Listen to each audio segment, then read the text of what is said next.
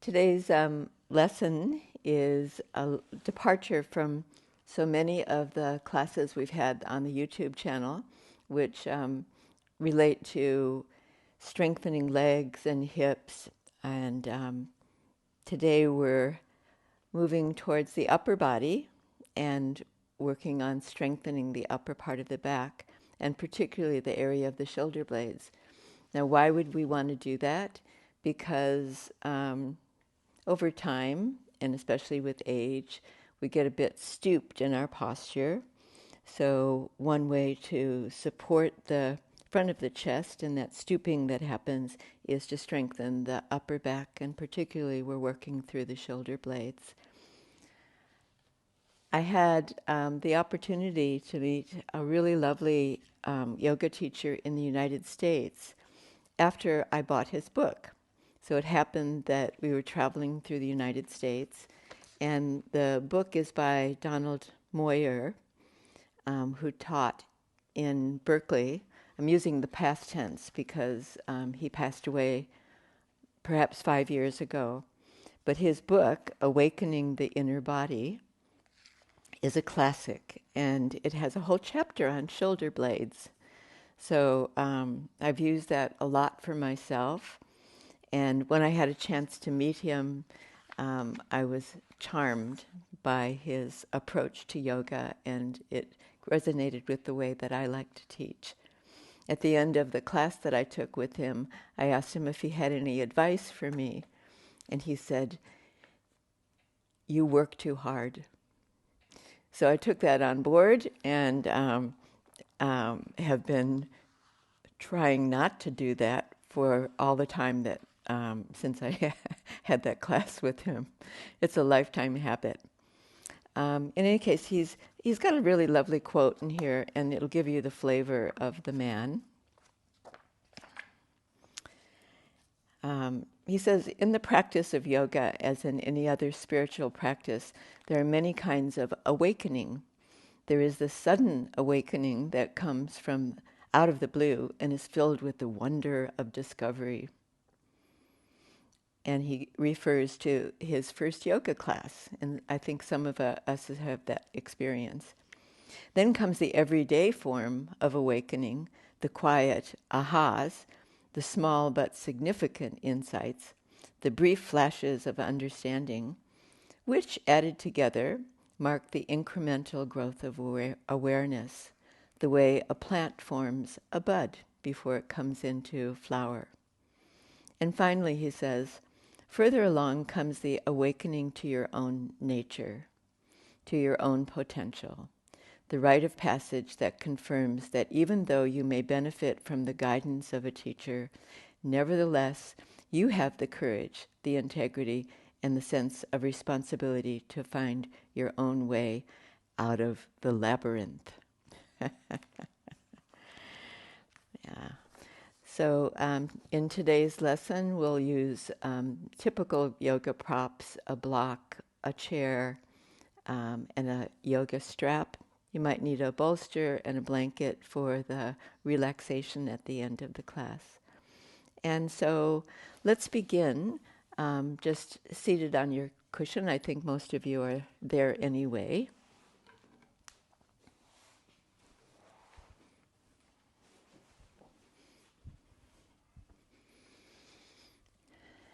And I think it's important to connect with sound in our practice. So let's take this early part of the session to practice the humming sound. Sometimes it's called Brahmari breathing, that connects you not just with sound, but with the sensations in the body of that hum. And for that purpose, sitting either in kneeling position on your bolster or cross-legged, just relax your hands onto your thighs and then sit in what you know to be good yoga posture.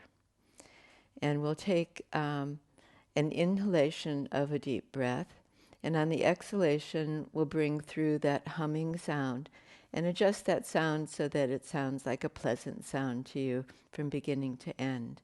So inhale fully, and then begin.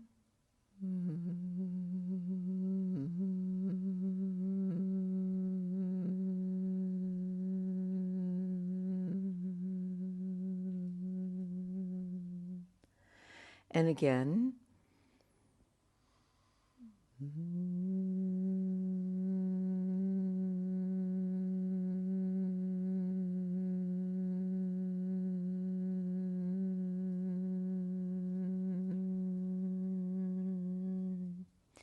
And third time, without stress.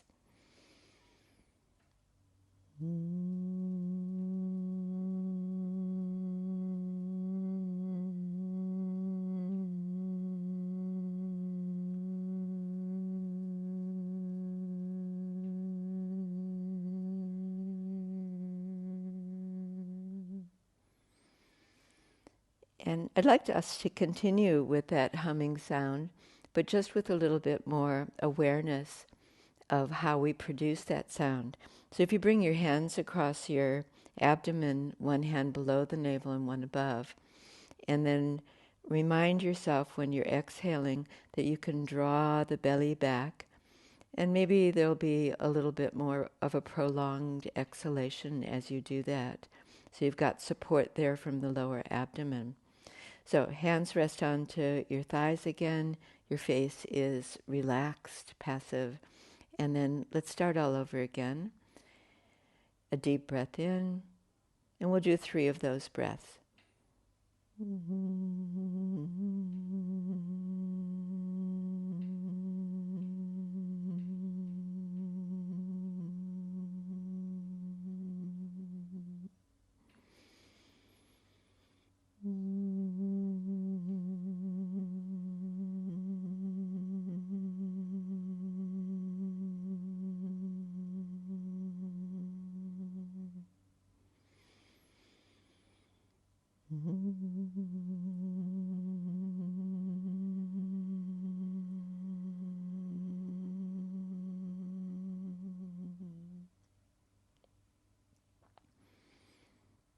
And taking pause once more. Let's do 3 more rounds. And on these last several, just with your index finger, just close your ear flaps very gently so that you can hear more fully the sound of your own breath.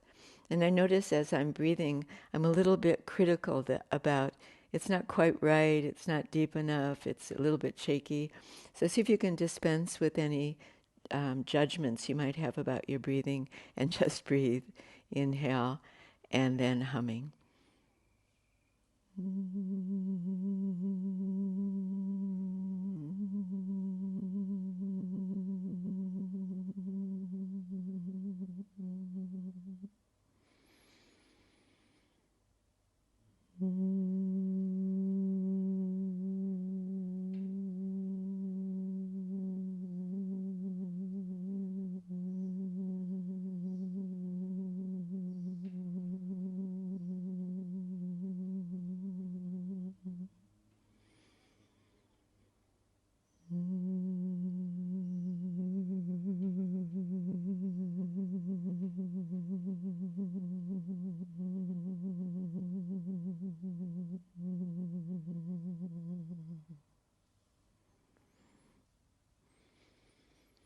And once you've completed, there's still a little bit of the sense of vibration in my body. I can sense that.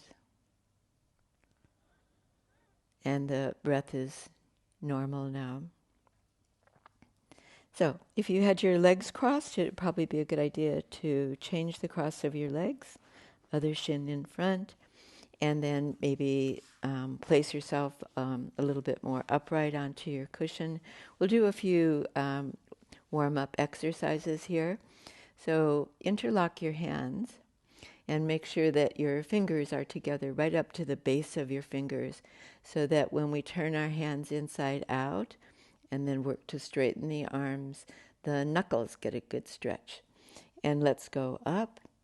And when your arms are up, then that stretch was a lift of your arms. And now let's see if we can make some connections. The upper arms into the shoulders. And then maybe you can feel into the back of your body. You can't see it, so sense the way that the shoulder blades are lifting. And then a good stretch to the center of your palms, all those base of the fingers stretching, and then lower down. Change the interlock of your hands. This has a fancy name in Sanskrit, which is Baddhahastasana. So basically, bound arm hand stretch. Lift your thumbs a little bit higher. See if you can bring your little fingers down slightly, and then with that extension through your arms, your elbows, the shoulders sit neatly back in their sockets. And then lower the hands to chest height, release, give your hands a bit of a shake out, little fingers too, and then re-extend your legs. And let's do one more pose here. Recrossing your legs, you're back to the original way probably. Just lean a little forward and see if you can come more fully onto the sitting bones or even the front of the sitting bones, and then from there upright. We're going to do a twist, and we'll do a few twists in this session because that's a really good way to contact the shoulder blades. So let's go left, right hand, left knee, and left hand behind you for support. Then let's take some breaths here, inhaling and rotating. And as you do these several breaths, flex your right elbow slightly. So your right elbow is moving out towards the short end of your mat, or the camera probably. And then on each breath, there's that sense of widening through the right shoulder blade, moving around towards the right ribs. And one more breath like that, and rotating back to center. Change the way you crossed your legs if you're cross-legged position. If you're in kneeling position, just stay as you are. And left hand, right knee, right hand behind you. And round we go with the breath as our mechanism for rotating. And the elbow again. See if you can move the left elbow out towards your device or your camera, and turning round, and the head rotates if that feels good. And for the last part of this, and with the breath still, see if you can turn the thorax, the chest, maybe a little bit more than your head and your neck. And then back to center, and extend out your legs. All right, we're going to take a lying down position on our mats, and on your back, legs bent and the feet on the floor near to the buttock. Keep your strap next to you, and we'll get to it shortly.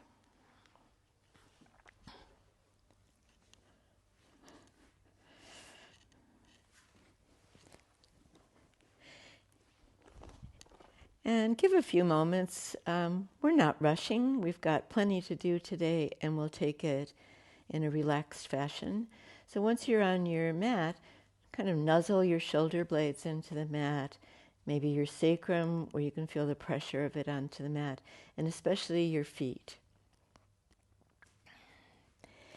Bring one knee to your chest, the other knee to your chest. Slip your hands around the backs of your thighs, near to your knees. And on the inhalation and working with the breath once more, extend the legs. Exhale, keep your thighs towards your ribs. Inhale, allow the legs to lift and extend. And let's go back and forth between those two warm-up exercises.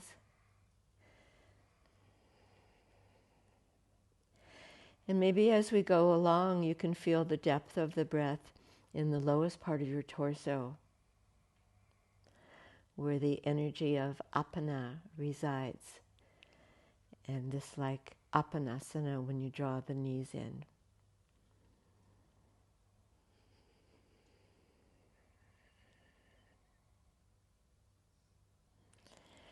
And just one more there, and legs extend, and then bring your feet back to the floor, both feet on the floor, and your arms just loose by your side. Take up your belt here. It's loose on both ends, and I'm going to flip it over on my feet at the front of my ankles and hold the strap one hand each side. When I've done this, I can pull my feet in a little bit closer to me. That's not absolutely necessary. You'll find your own level about where you want to have your feet, but they're hip width apart, and you're holding the strap very close to your feet or your ankles in order for you to be able to draw your shoulders down and your shoulder blades down, and see if you can get the sense of that. And keep that adjustment, that self-adjustment, and we'll come into a little bridge. So pressing your feet firmly into the floor, begin a hip lift off at the same time as you're keeping your shoulders tucked under. And we're not holding it, and we're just coming back and articulating the spine all the way down to its base. Now do that with your breath for 3 or 4 more rounds. And think of the beauty of this movement, which takes you through each vertebrae. It's like the vertebrae were like pearls on a string. And you're lifting off one at a time in a very relaxed fashion.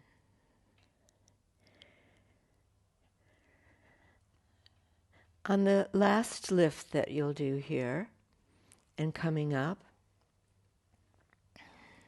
readjust the belt adjustment. So tuck the shoulders under, maybe rock a little bit from shoulder to shoulder, and as you lift up, this time we'll hold the pose and make a few connections here. So feel your thigh muscles at the front, the quadriceps drawing back from the knee to the hip, and feel the back of the thigh with a thrust lifting up through the hamstrings and drawing the hamstrings closer to the thigh bone. And then uncurling and coming to ground. And get that sensation when you touch down. You can leave the belt off to the side once more, that when you've touched down, you are grounded. You're supported by the ground. And then let's do a very relaxed rotation. Merely let your knees drop over to the right, back to center, and to the left. It's kind of like this sashaying movement of the hips to one side. There's the rotation through the hips as well as the spinal column.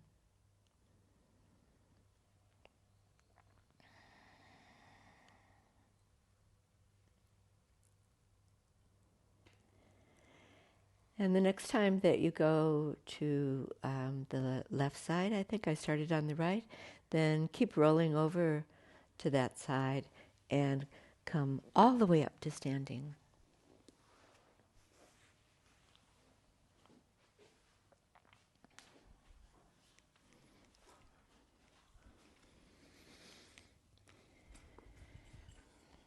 And standing at the front of your mat in the most basic pose, or one of the most basic poses, Tadasana. Have your arms by your side and play with the extension of the arms from shoulder to fingertips. My feet are a little bit apart. That gives me more stability than if I have them all together. But find your own placement there. And then make this connection if it works for you. So if I extend more through my thumb and index fingers out of my hand, it feels like I draw my shoulders down from where my armpits are. If I draw down towards the floor with my little fingers out of my hand, then that feels like it connects me a little bit more with my shoulder blades. But we're going to work with that as we go along. So to that end, take up your strap again, and this time bind it.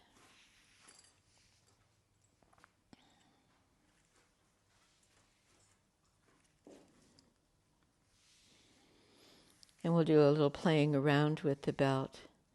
So, I'm going to keep it to a wide distance and then bring my hands into the strap on either end and then raise my arms overhead. Now, when I've done that,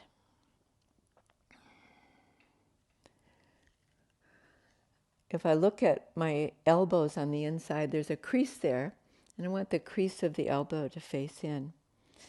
So keeping the tension on the belt,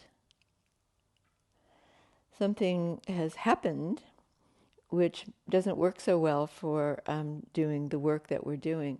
So release from your arm extension, lower your arms, and consider that when you bring your arms up, it takes you into a back bend that brings your lower ribs forward. So maybe that's not what we're working on at the moment, if ever. And what you might consider is creating a lock, like a clip lock, between the sternum and the top of your pubic bone. And when then those are joined, it switches on my core muscles too. So let's keep that in mind and go all over again. So that way that the arms make a very big, wide V shape and out to the side. And then connect with that clip lock. You know, maybe lock isn't such a good word to use in yoga. I don't know. But think of that connection helping you energize that lower part of your body and pushing out. Beautiful. And then lower your arms forward and down. We're going to play with this a little bit more. So make the loop smaller so that it ends up allowing your arms, your hands to be shoulder width distance. And as I'm doing, take your arms straight out in front of you and level with your shoulders. And then I've got my work in my wrists this time. So the belt is around the outside of my wrists. If you look at the hands, they make a kind of a blade with the fingers extending. And then that crease of the elbows facing in. I know that's a lot of detail, but you're setting yourself up well for working with your anatomy. So press out against that strap. And you may notice that one arm stretches better than the other, or more fully than the other. And see if you can even out the pressure on both wrists. And then finally, bring your arms up. And like Urdhva Hastasana, and the Hasta is your hands, and the Urdhva extending upwards. And then with your breath again, so let's not forget the breath. You're going to move back several times. Let's go 5 times, where your elbows are moving back a little bit more than your hands. And exhaling, bringing the arms back a little, and forward again, and back, and forward. See if you can avoid bringing your head forward when your arms go back. so it just stays neatly above your shoulders. And also keep that clip lock on. Beautiful. And then give it a rest, and truly resting, so let your arms just hang kind of monkey arms by the side of your body. Give them a shake out. And we've got one more self-adjustment here. When you take up your strap again, let's see if you can turn your hands so they make this halt sign and the palms press forward. So you're giving some flexion to your wrist there, as well as pushing out through the strap and pushing out, and perhaps the arms straightening a little bit. Keep your shoulders back and keep them down as well as you raise your arms up overhead. I've still got that position for my wrists and my hands, and it's as though now my hands are parallel with the ceiling. And then work with those movements with the elbows coming back. Exhale, they come back a little bit. Inhaling and then exhaling again. And those several movements, as much as possible with a great awareness of how you're working through your shoulders. Does it feel like this movement is even? Right shoulder, left shoulder. Right shoulder blade, left shoulder blade. All right. And then give it all a rest. And it would be very interesting at this point to see how any of this work translates into downward facing dog pose. So let's take a moment on your mat once more. Kneeling.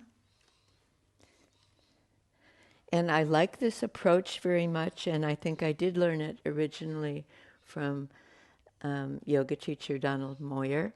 So start with this all fours kneeling position and looking at your beautiful hands and the extension through the fingers, extension through the thumbs. Adjust the crease of the elbow so that it faces in. You've got a relatively straight line from your wrists to your shoulders. And then lift your upper part of your back up towards the ceiling. And feel that clip lock again from the sternum to the pubic bone.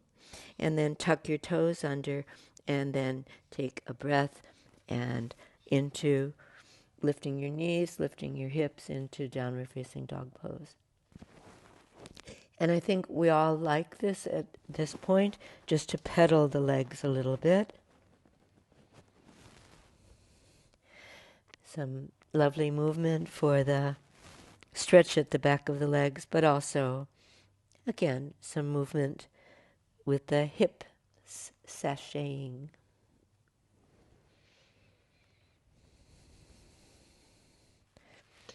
Good. Bring yourself to a halt and check your dog pose, and you're going to have each foot behind its respective hand.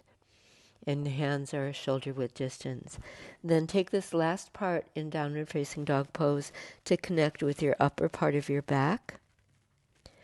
And move the inside of your shoulder blades towards your hips.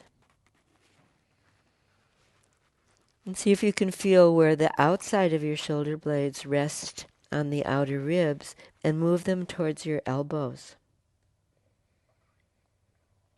And then it's going to be so nice when you come down to child's pose. So knees down and hips back. To whatever extent you can, draw your elbows in towards your knees. Fold your hands, and if you make your hands into fists, you can rest your head onto your hand or onto the floor. Relax your shoulders entirely. And breathe into your upper part of your back and feel the breath in that shoulder blade area.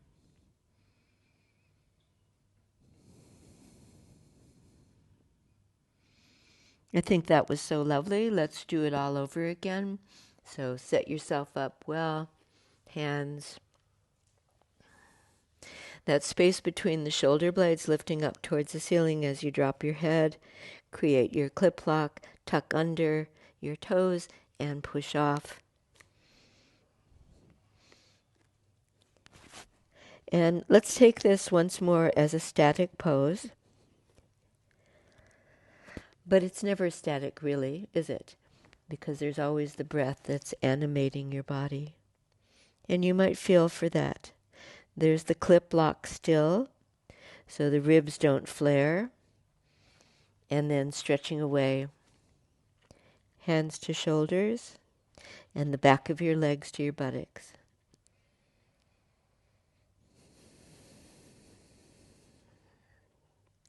In a moment, we're going to come out of the dog pose, walking your hands back, step, step, step. Keep your knees bent well over your ankles and roll up. Nice and easy does it. And all the way to standing. We're not quite done with our belt yet. It's a handy prop for today's practice. So take up your belt once more. And unbind it.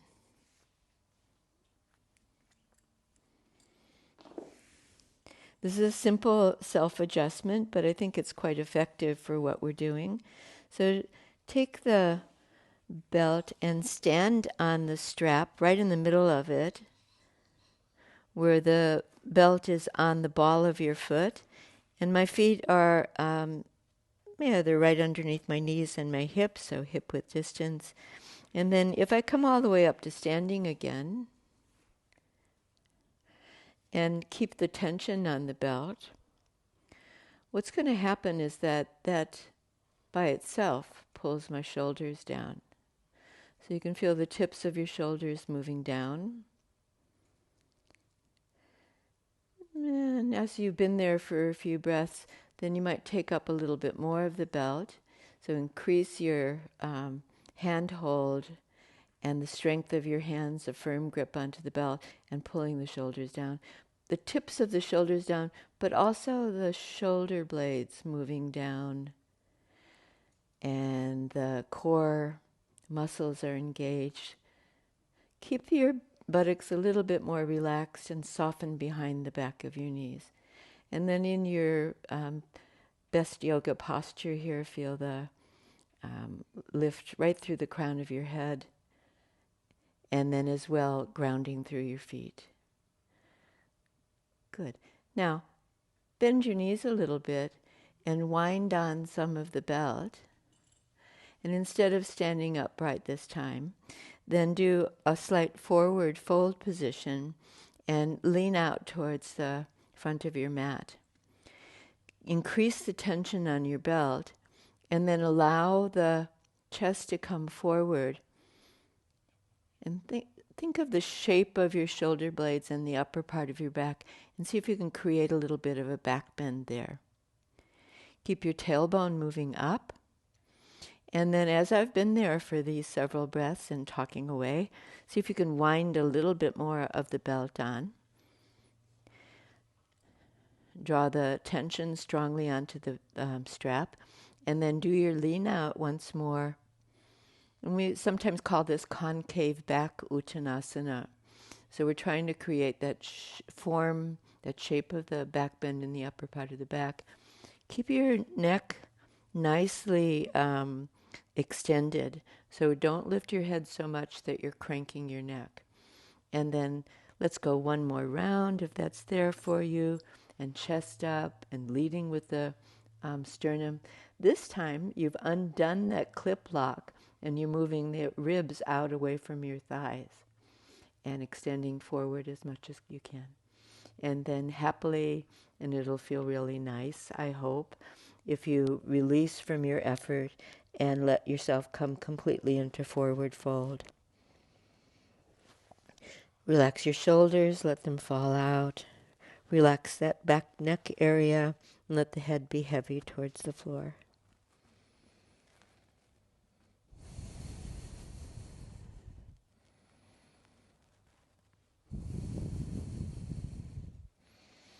Lovely. And then bend your knees over your ankles. You can drop your strap and then come up with your arms loose by your side and all the way to standing. All right. And in the way of props, we need a chair.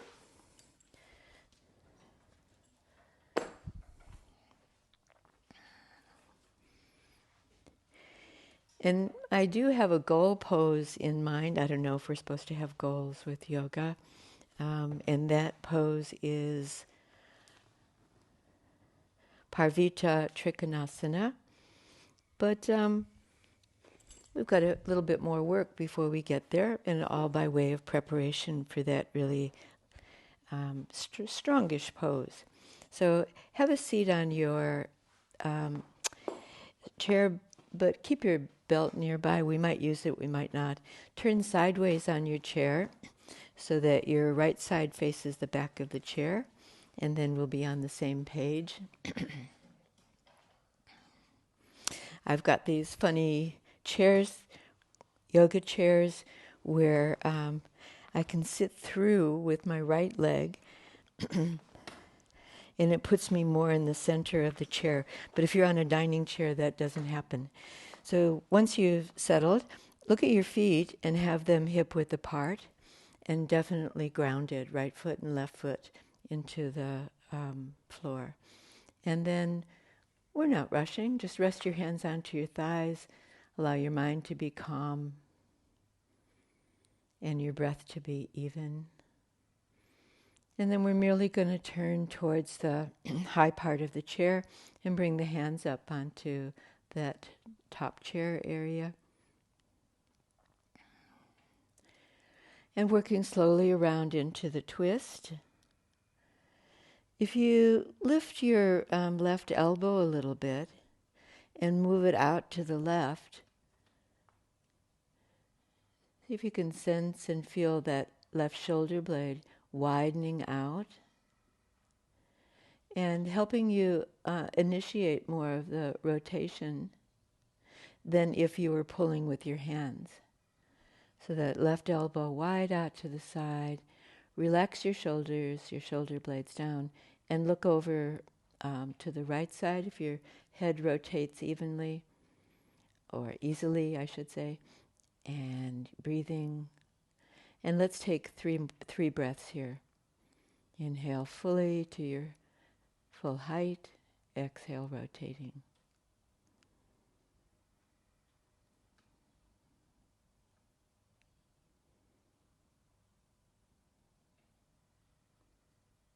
And then release. And we're going to come around for side two.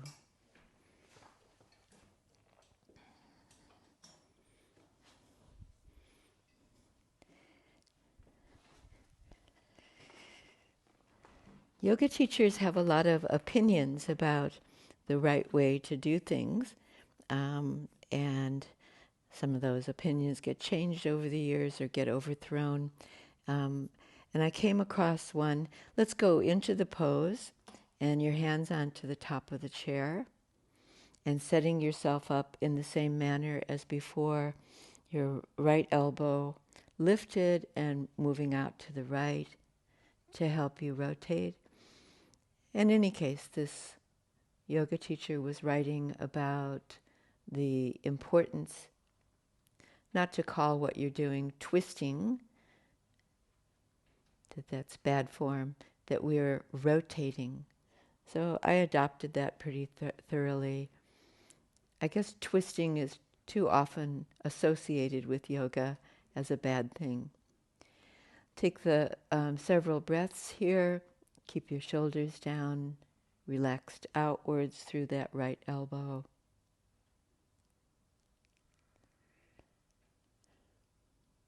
Beautiful. And then let all that go and coming back around to center. And let's take a position, still using the chair, where when you're seated, you're sitting a little bit more like normal people sit in chairs, sitting straight forward, but a little bit away from the back of the chair.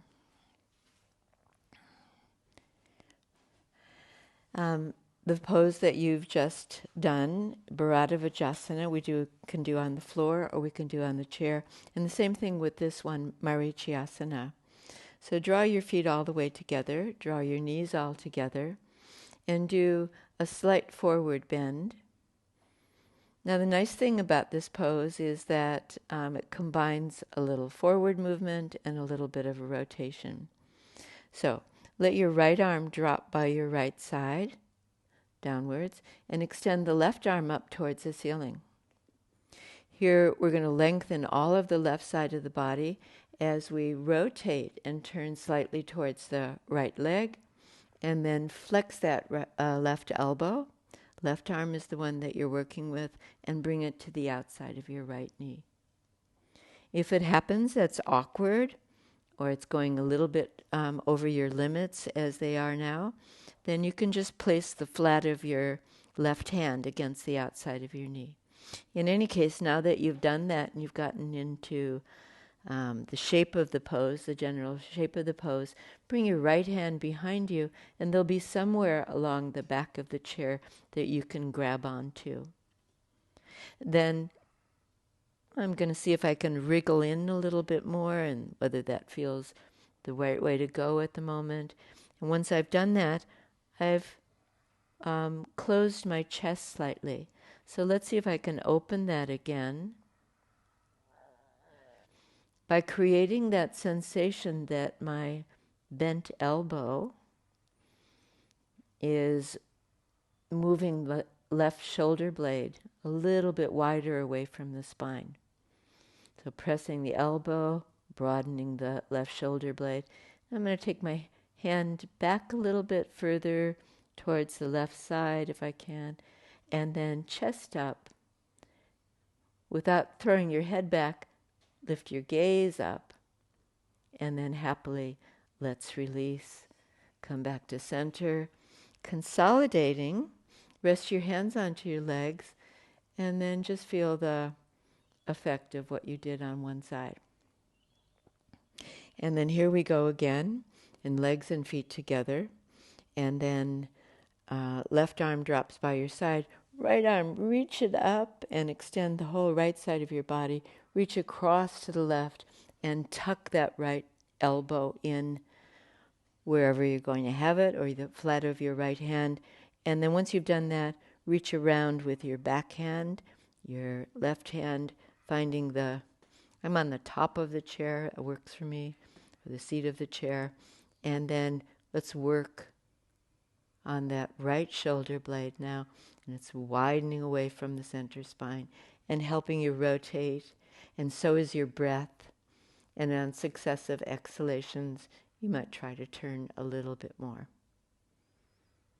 In the last part, if you can't see yourself exactly as you are now, but see if you can create the sensation of opening through that right side of your chest, your right lung, and even looking up, lift your breastplate. Good. And then back to center. And let's take a break. So if you separate your feet now and turn your feet out about 45 degrees, come forward and rest your elbows just above your knees onto your thighs. And take a couple of breaths there. If you want to increase your forward bend, you could just let your trunk drop down between your legs if that feels good. It's a really nice movement for the base of your spine if you lift your tailbone, release your head. And now it's time to move into our several standing poses. So come all the way up. You've done some wonderful preparation. And let's put the chair to the side.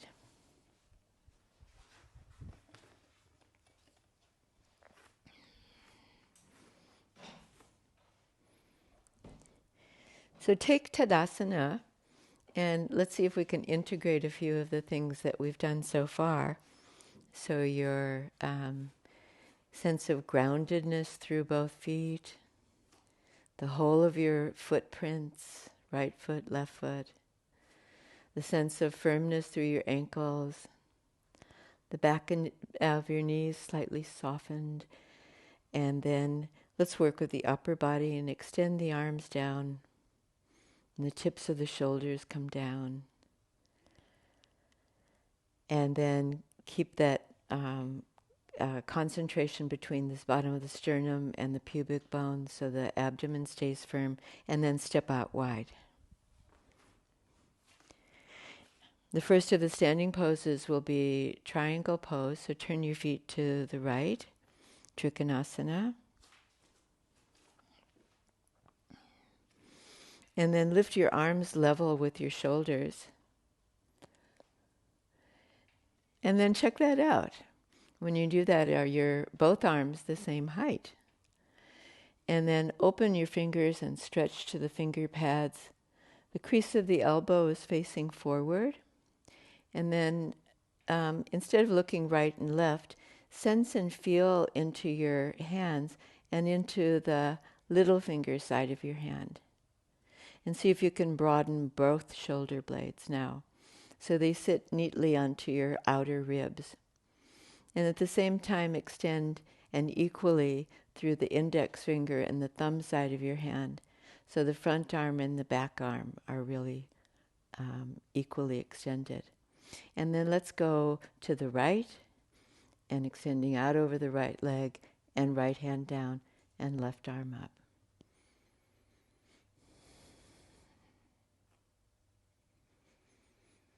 And in Trikonasana, I very much have liked the adjustment that I learned from Libby, which is to lift the tailbone slightly here.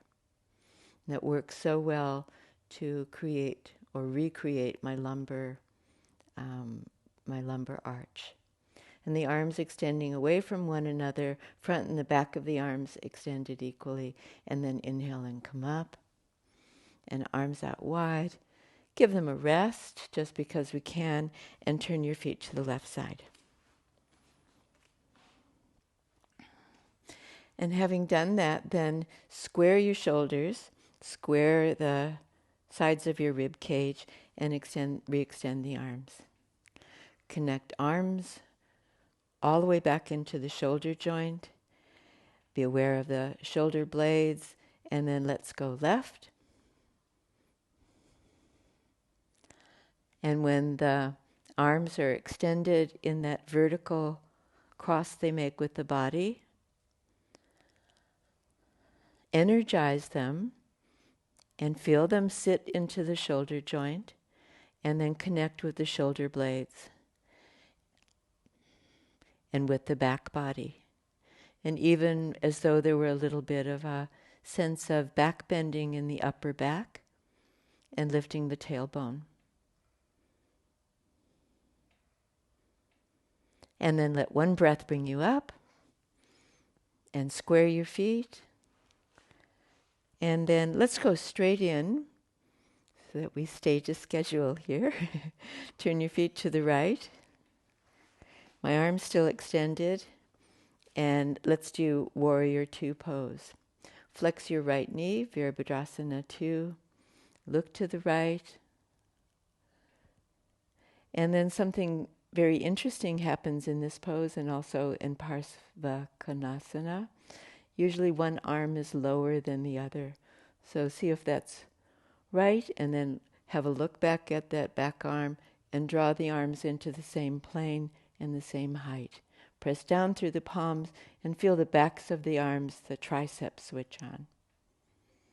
Looking forward, straight right leg, feet to the left. Rest the arms in between if you so need, and otherwise keep them extended, and left leg bends. And you would think that that adjustment that you made with your arms would hold, but check it out. So first looking to the left and then looking back to the right and readjusting the arms. And little finger comes back a little bit more and connects you with the shoulder blades. And you're breathing evenly. There's that clip lock and the tailbone lifts a little. Head to center and then straight left leg and lower your arms and step in all the way to center.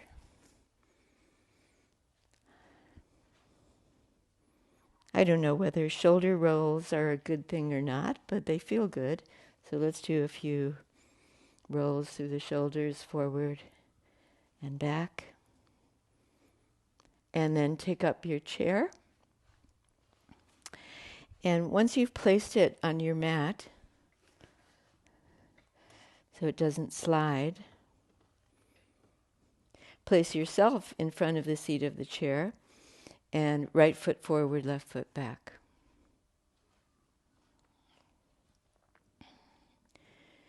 So in the previous pose, our feet were pretty much in a line, and now we're slightly asymmetrical. So take a moment to get your balance there. Takes a little balance, which will be helped by pressing on the inside of your right foot, big toe and inner heel, and outside of your left foot, little toe and outer heel. Beautiful. And then from here, we're going to do our twisting triangle. So test the water, and we're going to bring the left hand onto the seat of the chair. Are you at the right distance? Left hand onto the seat of the chair, and make your adjustments right now. Then let's be upright again. Keep your right hand onto your right hip or onto the base of your spine, onto your sacrum. And then cast your left arm up towards the ceiling and make it long, as though the arm comes from the outside of your left waist. And then at the same time as you bend forward over your right leg a little bit to the right side, flex your right knee so it's not completely straight, and then place your hands where you're going to have it on the chair in front of the right leg. Left hand in front of the right leg. Do your turning as much as a little or as little as you want here, turning towards the right. Bring that right shoulder back.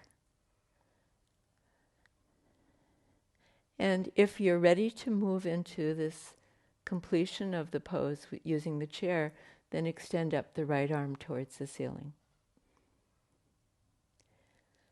Keep breathing. And then lengthen through the left shoulder blade as though it was moving towards your left wrist.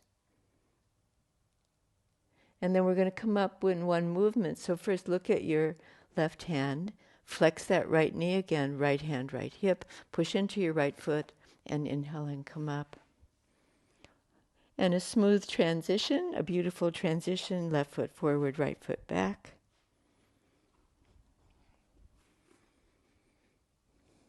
And pause. So part of the way that you can maintain your balance here easily is to use your hip muscles. So feel like your hips are very compact and the muscles on the outer hip drawn into center. Left hand, left hip or onto your sacrum. Let's take the right arm up and reaching up as much as you can, and then your slight forward bend. Push into the left foot, keep the left ankle firm, and then reach your hand onto the seat of the chair. And we're almost there, except for the rotation and turning your chest from right to left. And ready to bring the left arm up if that's your choice at the moment. So read your body. If that's beyond your limit, keep your hand onto your hip and merely bring your shoulder back, your elbow back. Good. Steady balance on both feet. It'll help if you look down now as at your right hand to exit the pose. Press into the left foot, flex the left knee, inhale and come up. And bring your hands onto your hips and step right foot to left. Now, it would be a very sad thing if we didn't complete the pose in the classic way, if possible. But if you're working well with the chair, then stay with the chair and keep your hand onto the chair for support in turning. Otherwise, take a step back and take up that block. So it's still right foot forward, left foot back. I'm going to place the block in front of my right foot big toe. And then everything that we've done is similar. Right hand, right hip, left arm reaches up. Take your slight rotation towards the right side And then cast that arm forward and rest the hand. You're either using the chair at this point or resting your hand down to the block. Or if you so choose, you can have your hand all the way down onto the front of your ankle or onto the floor even. And then increase your rotation, lift up and out of that left arm and turn from left to right. If you're steady in your balance, or if you're near to a wall and that wall will help you balance, extend up your right arm. Otherwise, your elbow bent and your hand on your hip. Good. And then considering a graceful movement out of the pose, flex that right knee, right hand, right hip, and release from the block. And step left foot forward, right foot back.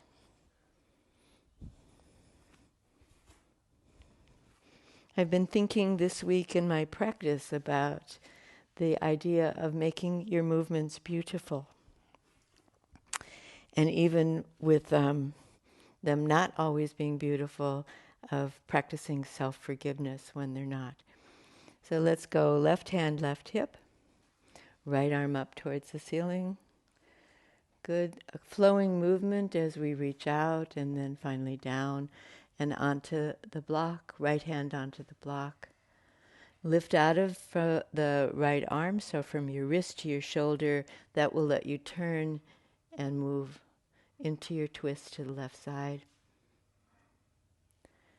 And if you can, then the left arm up. It's not absolutely necessary, and you can still get so much out of this if you keep the lever of your arm short by keeping your hand onto your hip. And then we're ready to go and moving out, and then left hand, left hip, flex your front knee, a beautiful dismount and coming all the way up, and right foot to left. And then we're done with the chair. All done.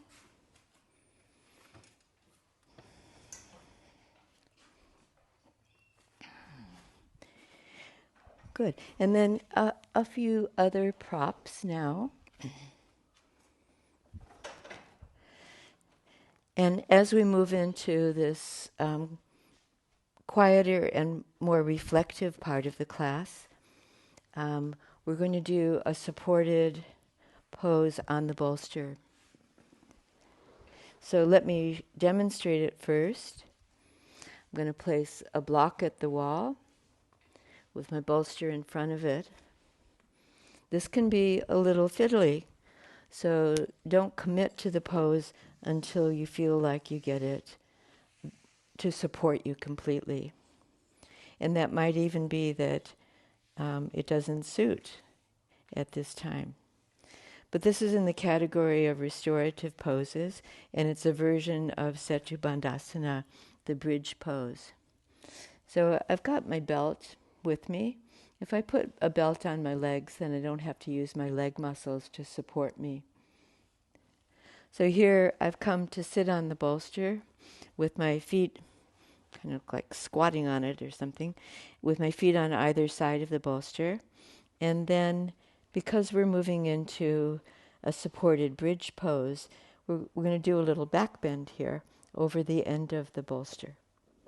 So I've got my block at the wall and a little space between the bolster and the wall. And I've done this many times, so I've judged my distance pretty well. But if it happens that that doesn't feel like it's supportive of you, you can play around with it a little bit and find a better position.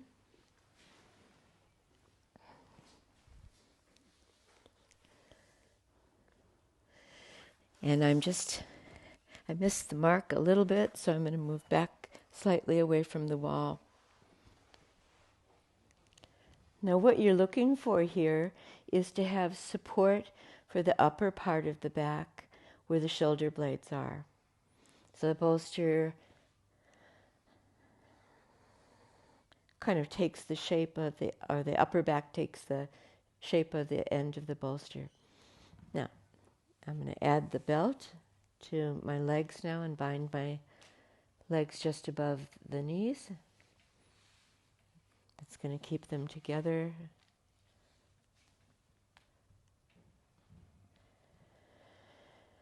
And the arms just out a little distance from the side of the body. Now, take care that where you're lying, you've got your shoulders touching down to the floor, or maybe just a tiny bit elevated from the floor. And don't be satisfied until you get a position that really feels like it supports you in being there for several minutes.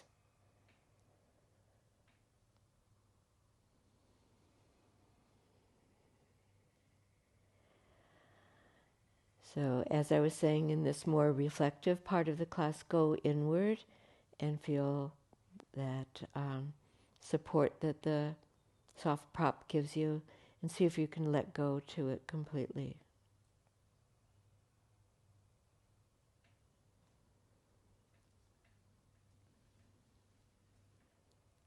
Soften the diaphragm ribs, the ribs just at the very bottom of your front rib cage, and allow the abdomen to soften and settle into the back body.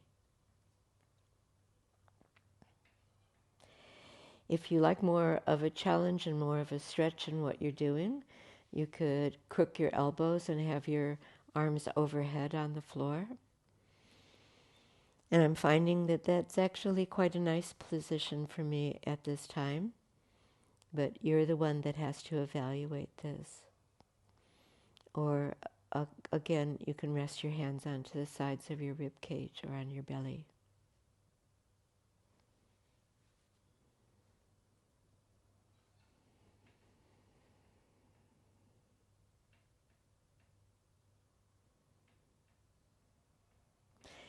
Now you've probably closed your eyes at this point, so allow your facial features to relax and your eyes to sink back into their orbits.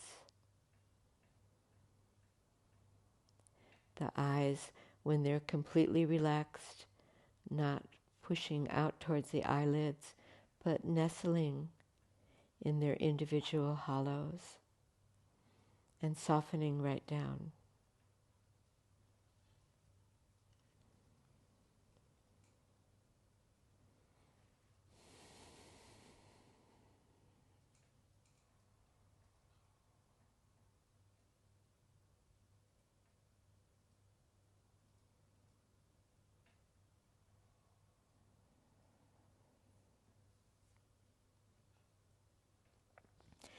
After this little while, you might find that this is a little bit too strong for your lower back or your shoulder blades, in which case you could take the strap off and just rest your feet on either side of the bolster, and then that will take some pressure off. But if not, then be happy to stay for another 2 minutes.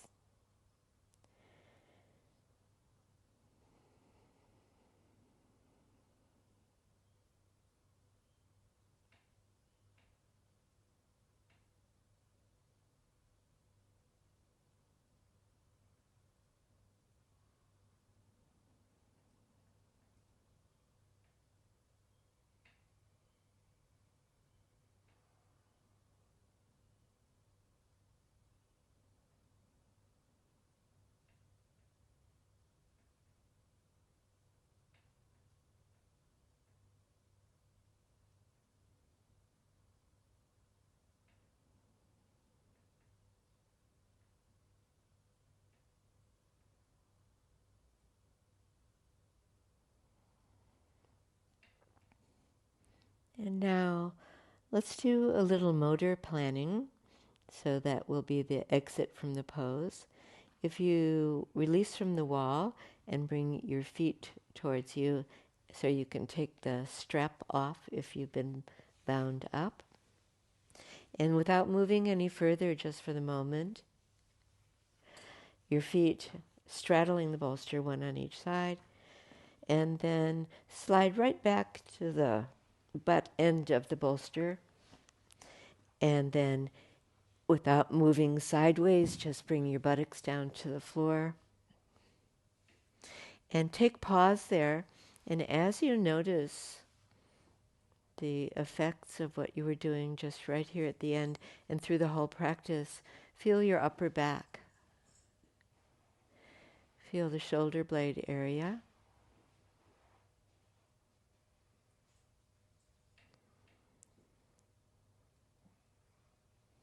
And we're going to take these last moments for Shavasana. And I'm just going to swing the bolster around and support the backs of my knees with the bolster. Get any other equipment that you need for maximum comfort, your eye bag or a blanket to support or cushion to support the back of your head.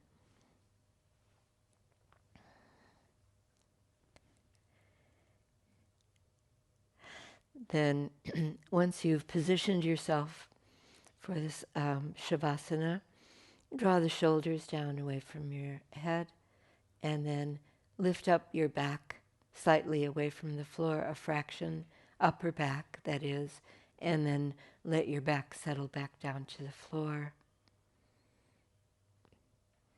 Think about those triangular shapes that the shoulder blades make and allow the outer edges of the shoulder blades to be wide out towards the side ribs and the inner edges of the shoulder blades down towards your hips. And then allow the shoulder blades to rest with the support that they give to the front of the chest. And the front chest opens up. And there's space for the heart and for the lungs. And perhaps you can feel the breath there in the area of the lungs and the heart as you breathe in, as you breathe out.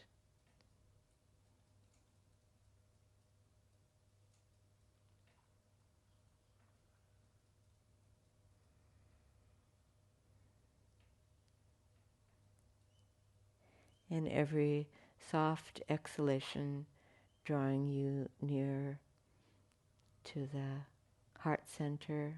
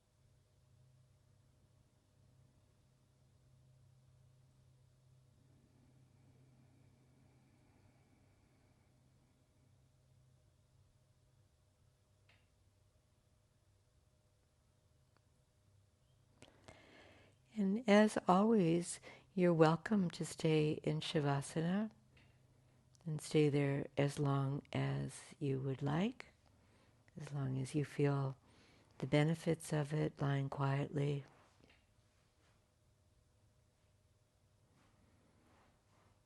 And otherwise preparing to come up to complete the practice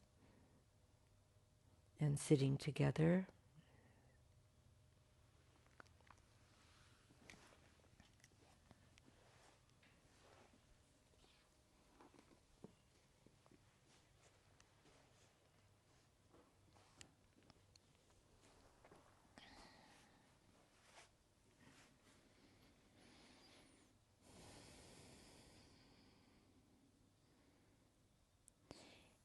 And in this last part, bringing the hands together in the traditional manner in front of the heart center, and continuing to feel into your own heart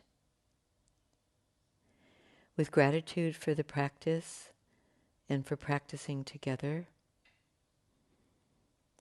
And then, importantly, being able to share our practice with a wider circle, our communities. Namaste.